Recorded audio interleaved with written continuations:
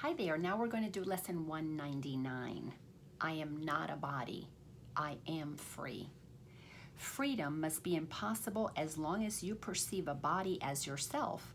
The body is a limit.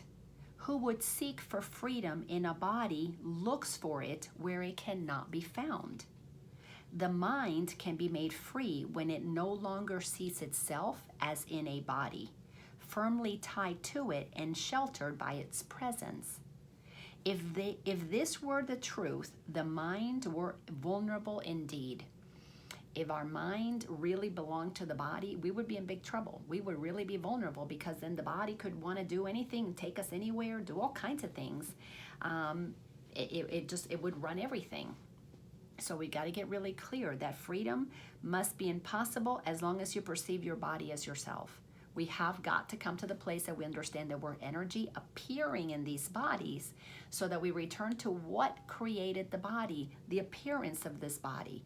Well, it's our mind. It's the power of the mind because we're using the mind of God, which is the mind that creates everything. It's the power that creates.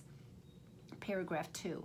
The mind that serves the Holy Spirit is unlimited forever, in all ways, beyond the laws of time and space, unbound by any preconceptions, and with strength and power to do whatever it is asked. That's how powerful our mind is.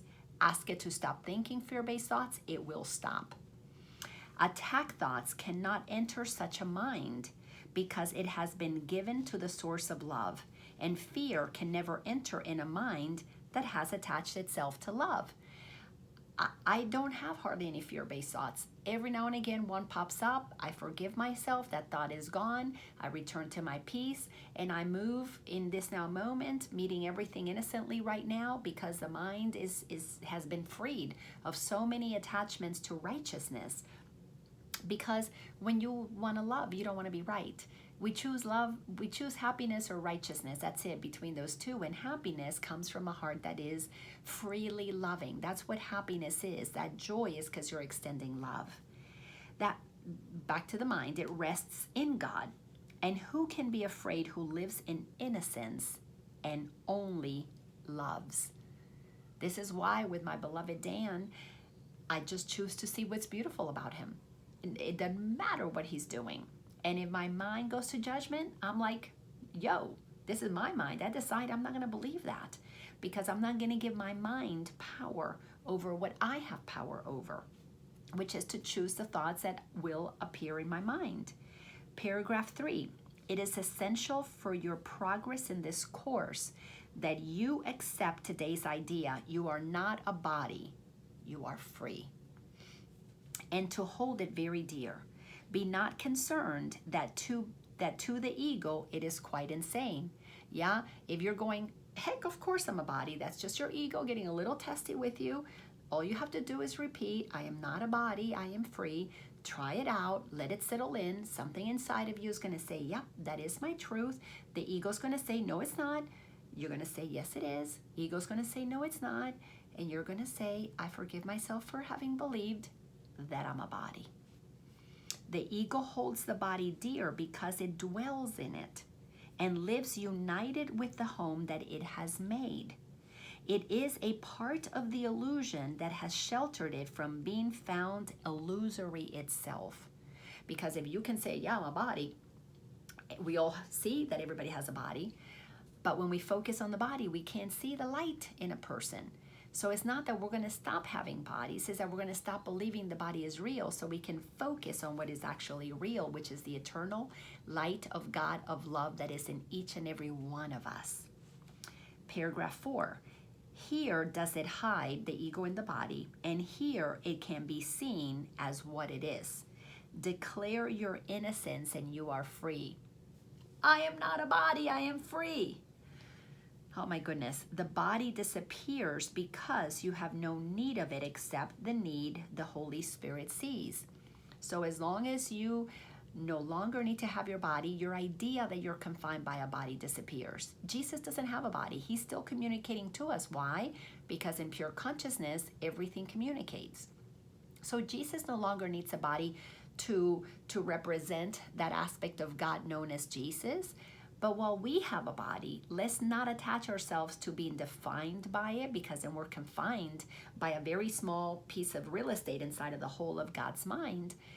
Instead, let us acknowledge that we are free because we're not bodies, and then the Holy Spirit can use the body for good. It can use the body for hugs and kindness, and use the body for the things that it allows us to go and speak and write and play music or make love or cook. Then the body is being used for the enjoyment that it was designed for, in service to the truth. For this, the body will appear as useful, as useful form for what the mind must do. It thus becomes a vehicle which helps forgiveness be extended to the all-inclusive goal that it must reach. So when you begin to use your body to extend love, to be kind, to be gentle, to help pick the groceries up, to help somebody with their groceries, to hold the hand of your grandmother as you cross the street, to cradle your sweet little baby as you nurse it. When the body now is being used to extend love, we're not going to be using it to hurt and kill each other. We're not going to use the body to force ourselves on others. We're not going to go beat other people up. We're not going to hurt animals. The body will not be able to do something mean and unthinkable, because the body will have been used by the Holy Spirit when it's been given over to love. It thus, the body becomes a vehicle which helps forgiveness be extended to the all-inclusive goal that it must reach according to God's plan. Paragraph 5. Cherish today's idea and practice it today and every day. Make it a part of every practice period that you take. There is no thought that will not gain thereby in power to help the world, and none which will not gain in added gifts to you as well. There is no other thought more important right now than to state that you're not a body and you're free. Because when you free yourself from being confined by the body, you are literally going to be experiencing the joy of knowing yourself as energy, the joy of knowing yourself as intelligence, of merging with love. It is going to be amazing what you're going to begin to feel, because when you think you're just a body, in many ways you're desensitized. But when you know that you are free, now the body can begin to be used to become sensitive. You become more aware of energies. You become more empathic. It's a beautiful thing for you to begin to release your identity with your body and know yourself as the energy field that you're inside of, which extends 20 some odd feet around you. The soul that we are is bigger than our body. And when you no longer think that you're defined by a body, you begin to sense the energy that is all around you. And that energy that is around you extends to feel the energy fields of other people. You become more sensitized. It's a beautiful thing.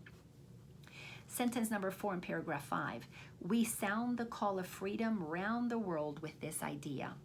We're freeing people. Nope, you guys are not bodies. I'm not going to be attacking you anymore. And I'm not going to attack you, because to attack you is to crucify myself. And because I know that I'm not a body and I'm free, I'm going to love on you. And then that way there's nobody else that I need to imprison and nobody else I need to go take down, because all I have is love to give.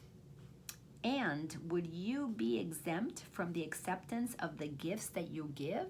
If giving and receiving are one, don't you want to receive the gift of freeing yourself from the confines of being a small body, an infinite small piece inside of this magnificent infinite all that isness? Paragraph 6. The Holy Spirit is the home of minds that seek for freedom. In Him they have found what they have sought. The body's purpose now is unambiguous, and it becomes perfect in the ability to serve an undivided goal. In conflict-free and unequivocal response to mind with but the thought of freedom as its goal, the body serves and serves its purpose well. Without the power to enslave, it is a worthy servant of the freedom which the mind within the Holy Spirit seeks. When the mind is free to use the body in service to love, it's amazing. You become a worthy servant. What have you, Father, what would you have me do? Who can I help? Who can I serve? Now your hands are free for giving, for holding, for extending. No longer are you protecting, closing yourself off, keeping yourself small, looking at people out there as adversaries. Now you are one with all that is, and you come out and you can join with everyone, knowing that you are safe because you are one with them, because it's the same one energy. Your kindness, your peace, your gentleness goes with you wherever you go. And everybody in time, not everybody can see it right away, but in time, people will speak of you as only a peaceful warrior, because in the word warrior, I don't know why that came out of me, but you'll be a peaceful being walking this planet to extend love. How beautiful is that? Paragraph 7. Be free today and carry freedom as your gift to those who still believe that they are enslaved within a body. Be you free so that the Holy Spirit can make use of your escape from bondage. If you don't acknowledge that I'm not a body, the Holy Spirit cannot help you free yourself, because your mind is what gives Holy Spirit permission. What you believe says either Holy Spirit, yes, I want to be free of the body, or I'm a body. That's Holy Spirit cannot come help you, because the Holy Spirit doesn't believe you're a body. So it cannot communicate to you because you blocked it by your choice to believe you're a body. Be you free so that the Holy Spirit can make use of your escape from bondage to set free the many who perceive themselves as bound and helpless and afraid.